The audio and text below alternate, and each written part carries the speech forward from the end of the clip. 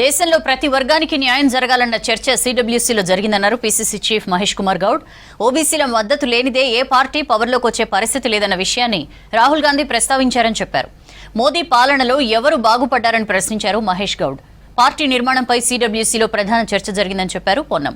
బలహీన వర్గాలకు న్యాయం జరగాలంటే వాళ్ల లెక్కలు తెలవాలని కాంగ్రెస్ పార్టీ మొదటి నుంచి చెప్తోందని అన్నారు. బలహీన వర్గాలకు న్యాయం జరగాలనే రాహుల్ దేశవ్యాప్త పాదయాత్ర చేశారంటున్న మహేష్ పొన్నం ప్రభాకర్ తో మదార్ ఫేస్ టు ఫేస్. విస్తృత స్థాయి సిడబ్ల్యూసీ సమావేశం ముగిసింది. ఈరోజు ప్రస్తుతం అహ్మదాబాద్ లోని సబర్మతి ఆశ్రమం దగ్గర ఉన్నాం. మనతో మాట్లాడేందుకు పిసిసి చీఫ్ మహేష్ కుమార్ గౌడ్ గారు ఉన్నారు. వారిని అడిగి ఈరోజు జరిగినటువంటి సిడబ్ల్యూసీ సమావేశంలో ఏం చర్చ జరిగింది, అలాగే ఇప్పుడు జరుగుతున్నటువంటి కార్యక్రమాలకు సంబంధించి వారిని అడిగి తెలుసు. ఎక్స్టెండెడ్ సిడబ్ల్యూసీ మీటింగ్ జరిగింది. ఏ అంశాలపైన చర్చ జరిపారు, కీలకంగా పార్టీ బలోపేతానికి సంబంధించి ఎలాంటి నిర్ణయాలు తీసుకున్నారు? దేశంలో ప్రస్తుత రాజకీయ పరిస్థితులు, లౌకికవాద శక్తులను అణిసివేసే ధోరణితో బీజేపీ ముందుకోతున్నట్టు పైన న్యాయపత్ అందరికీ సమాన న్యాయం జరగాలనే దాని మీద చాలా సుదీర్ఘంగా చర్చ జరిగింది. చాలామంది సిడబ్ల్యూ సభ్యులు, ముఖ్యమంత్రులు, పీసీ అధ్యక్షులు మాట్లాడడం జరిగింది. ముఖ్యంగా రాహుల్ గాంధీ గారు మాట్లాడినప్పుడు ఈ దేశంలో ఉన్నటువంటి ఓబీసీల గురించి ప్రస్తావించినారు.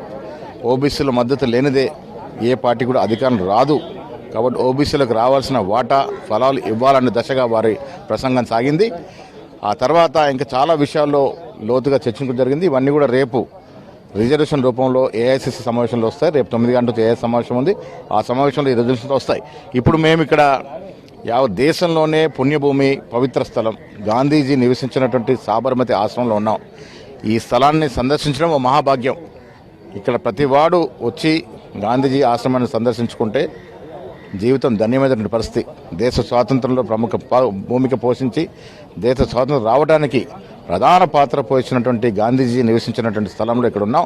ప్రార్థన జరిగింది. ఇప్పుడు గాంధీజీ స్మరణించుకున్నాం. ఖర్గే గారు, రాహుల్ గాంధీ గారు, సోనియా గాంధీ గారు అందరూ కూడా వచ్చి గాంధీజీ స్మరించుకొని ప్రార్థనలో పాల్గొన్నారు. ఇక్కడ నుంచి ప్రతి కాంగ్రెస్ కార్యకర్త గాంధీజీ ఆచరించిన ఆశయాల్ని, సిద్ధాంతాలని ముందుకు తీసుకెళ్ళని కోరుతా ఉన్నాం. ఇప్పుడు గుజరాత్లో కాంగ్రెస్ పార్టీ చాలా రోజుల నుంచి కూడా చాలా స్తబ్దంగా ఉంది. అట్లాంటిది గుజరాత్ నుంచే ఈ కార్యక్రమాన్ని సిడబ్ల్యూసీ సమావేశం కావచ్చు, రేపు జరిగే ఏఐసిసి మీటింగ్ కావచ్చు పెట్టుకోవడానికి రీజన్ ఏమనుకుంటున్నారు? ఎందుకంటే ప్రధాని మోడీ గారి స్వస్థలము, వారు ఇక్కడ ముఖ్యమంత్రిగా, ప్రధానమంత్రిగా ఉన్నారు. ఏం వెలగబెట్టారు దేశానికి? ఏ వర్గం లాభపడ్డది మోడీ గారి పాలనలో? 11 సంవత్సరాల ప్రధానమంత్రిగా 2 కోట్ల ఉద్యోగాలు ఇస్తూనే మోసం చేశాడు.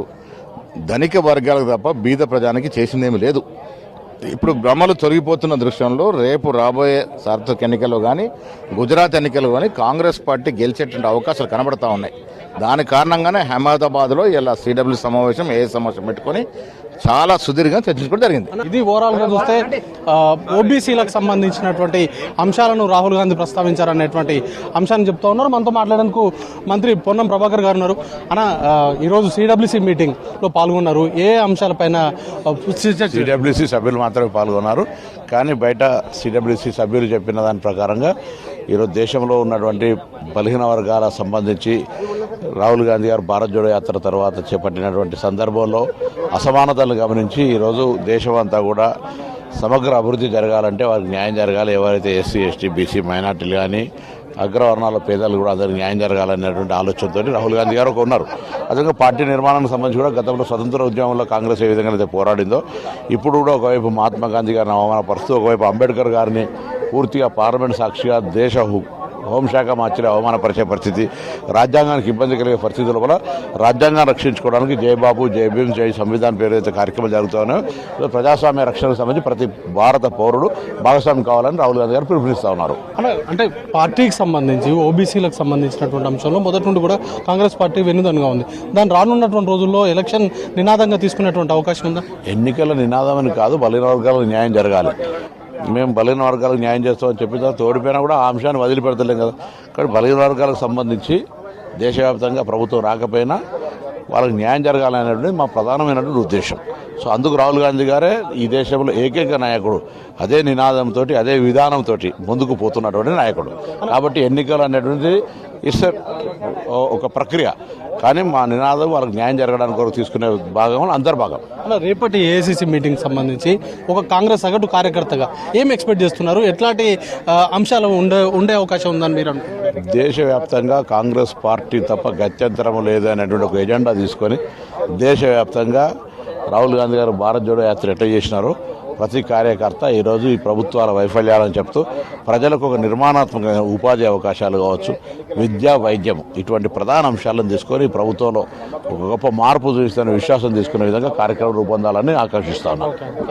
ఇది ఓవరాల్గా చూస్తే పార్టీకి సంబంధించి స్ట్రెంథనింగ్ పైన ఫోకస్ చేస్తూనే బీజేపీ వైఫల్యాలను ఎండగొట్టే దిశగా కార్యాచరణతో ముందుకు వెళ్ళాలి. అలాగే ఓబీసీలు కావచ్చు, లేకపోతే అణగారినటువంటి వర్గాలకు వారి హక్కుగా రావాల్సినటువంటి అంశాలు దక్కేంత వరకు కూడా కాంగ్రెస్ పార్టీగా పోరాటం చేస్తామంటూ కూడా కాంగ్రెస్ పార్టీకి సంబంధించిన కీలక నేతలు చెప్తా ఉన్నారు. వీడియో జర్నలిస్ట్ నాగరాజ్తో మదార్ V6 న్యూస్, అహ్మదాబాద్ నుంచి.